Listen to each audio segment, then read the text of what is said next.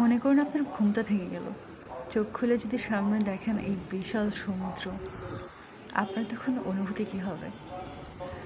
ভাই, কার কী অনুভূতি হবে যায় না, বাট আমার এমন সকাল দেখার এখনও সৌভাগ্য হয় নাই।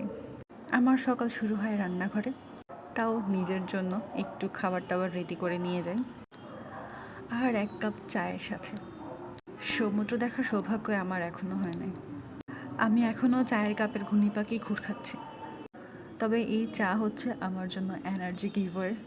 কি যে শান্তি এই চায়। আজকে বের হতে 8টা বেজে গেছে। প্রতিদিন ভাবি আরও সকালে বের হব, আসলে পারি না। আর এসেই বলদের মতো প্রতিদিন ওজনটা মাপি, আর প্রতিদিনের মতো মনটা খারাপ হয়ে যায়। কোনোভাবেই আমি খাবার কন্ট্রোল করতে পারতেছি না। আমি দুইটা কথার মাঝে খুবই কনফিউজড। একটা হচ্ছে বাঁচবো কয়দিন আর খায়া নেই, and the other one is বেঁচে থাকার জন্য হলেও খাওয়া বন্ধ করতে হবে।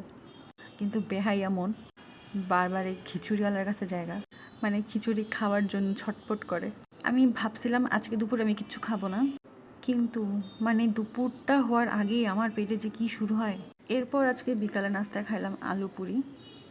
এইভাবেও আমি একটা আস্তা পটেটো, তার উপর খাচ্ছি আলু পুরি। আমারে দেওয়া যাই হোক, ডায়েট হবে না।